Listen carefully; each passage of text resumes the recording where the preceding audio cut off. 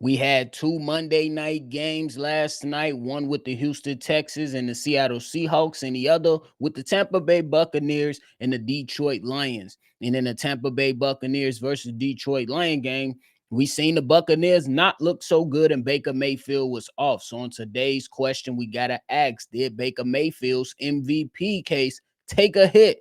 And then with the Seattle Seahawks looking so good versus the Houston Texans, is it now to say or fair to say that the Seattle Seahawks are better than the Los Angeles Rams? We gonna compare them, break everything down, but before we get to it, you gotta hit the music first.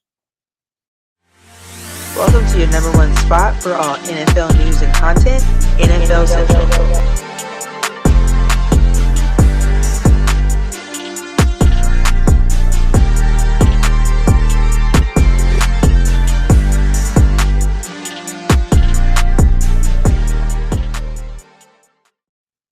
What's going on, NFL fans? Welcome back into another episode of NFL Central, your number one spot for everything NFL. I'm your host here, Bobby, and I'm holding it down on another daily episode, bringing you the latest around the NFL with our thoughts, our take, our discussions for what is taking place in the NFL. So whoever you root for, go ahead and slide in there because we like to talk football regardless of who we root for. We could talk a little smack, but let's break down football the way it should be broken down by us fans of this game. But hey, last night, man, before we get into the Tampa Bay Buccaneers, just go briefly over the Houston Texans versus the Seattle Seahawks. Really good game. The Seattle Seahawks was pretty much in control the entire game. Hell of a game from Sam Darnold with 213 yards, going 17 to 31, one touchdown, one interception, and another outstanding performance from wide receiver Jackson Smith and Jigba with 8 receptions, 123 yards, and a touchdown that he dunked on their head. To hell with the flag, man. We gonna dunk on their head. But hey, when we switch on over to the Tampa Bay Buccaneers versus Detroit Lions, the Detroit Lions was pretty much in control of that game last night as well. And Baker Mayfield came into this game literally leading all quarterbacks for the MVP discussion and did not have such a great game last night. So the question is did Baker Mayfield MVP case take a hit?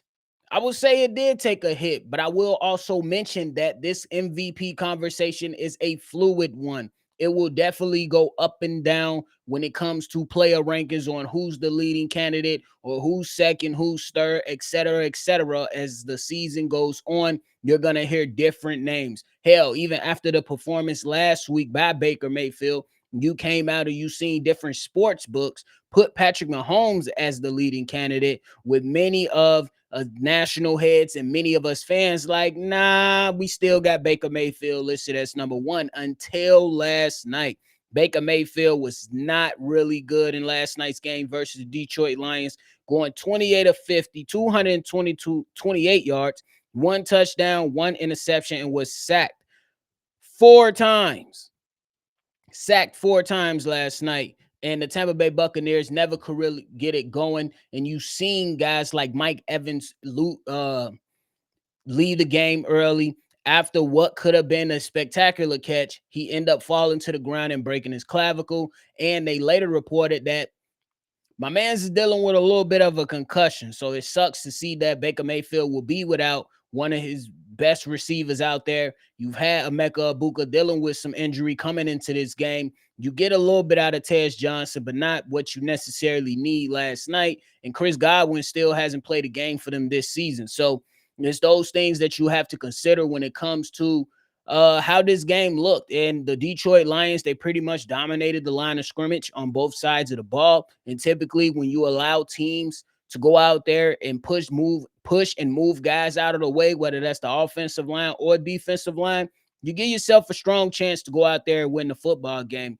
And I think that for Baker Mayfield, it did take a small hit, but that does not mean that Baker Mayfield would not be still in the conversation for MVP moving forward throughout this season. You still have matchups coming up versus the New Orleans Saints, versus the Patriots, the Bills, the Rams, and some other teams right there with a schedule that's a little bit up and down. Maybe a few tougher teams when you play the Patriots and Buffalo Bills and Rams, but still some winnable games when you go against Arizona, the Saints, and Atlanta and Carolina, which are teams in your division. So Baker Mayfield is not completely out of it. Let's make that clear.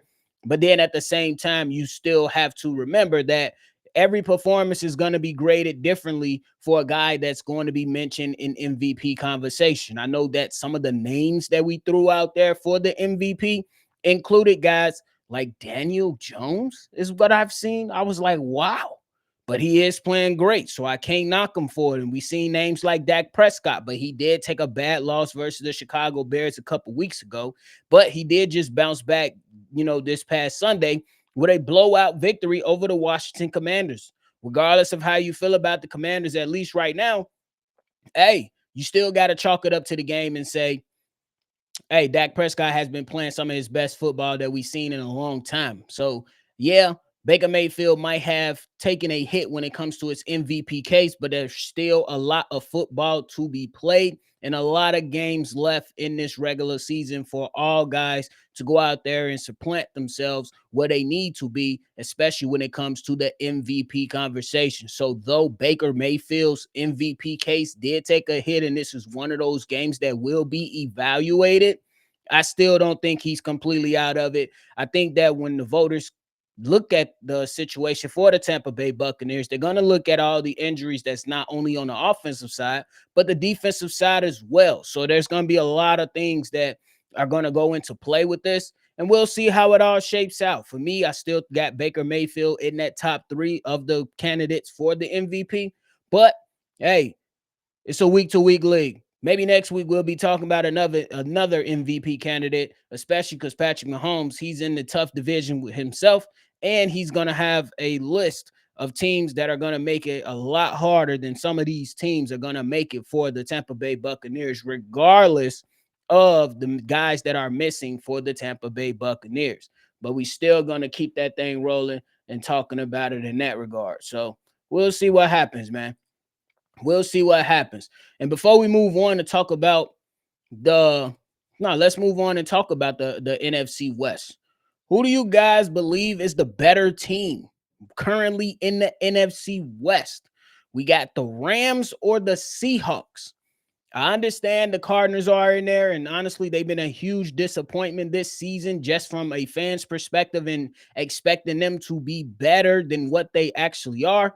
But though they did make the game competitive versus the Green Bay Packers, they still are the Cardinals. And the San Francisco 49ers honestly has surprised me a lot, especially with having the record that they have right now and losing so many guys on the defensive side. I thought it was going to look a lot different for the San Francisco 49ers, but they are still in this race. But I think that the NFC West division comes down to 2 teams. I think that it comes down to the Rams or the Seahawks. So the question is, who do you believe is the better team?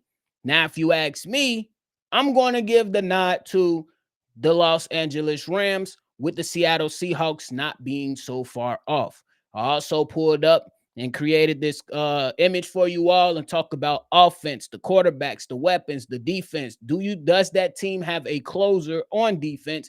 And I also talk about coaching.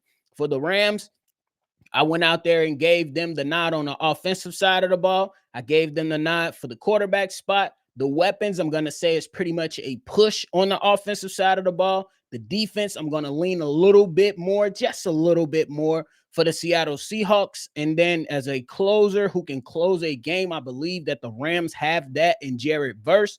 In the coaching, I'm going to give the nod to Sean McVay for the Los Angeles Rams. Now, to dive more deeper into it, I think that when you talk about the offense, I think the reason I'm going to give the Los Angeles Rams the nod is simply because I think that Matthew Stafford, and this is going to go along with the quarterback discussion as well, but for the offense, the Los Angeles Rams have a quarterback that is a Super Bowl champion and a guy that you can trust.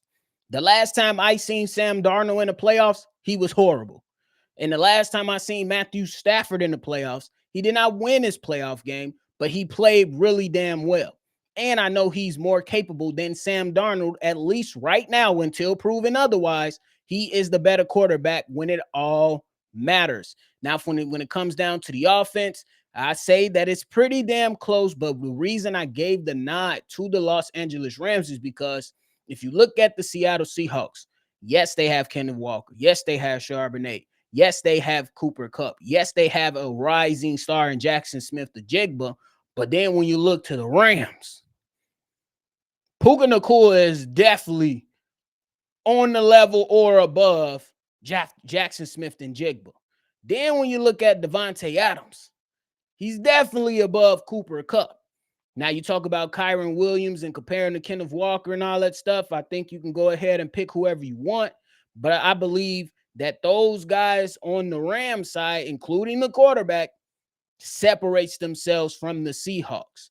Now we talk about defense. The defense, I believe that the Seattle Seahawks, I will give them the nod defensively, simply because you got guys like Devin Witherspoon, Rick Woolen, you know what I'm saying, who's been mentioning some trade talks. You got a couple other guys that's over there on the defensive side of the ball that are really, really good. And you got guys like Byron Murphy, who had a really good game last night.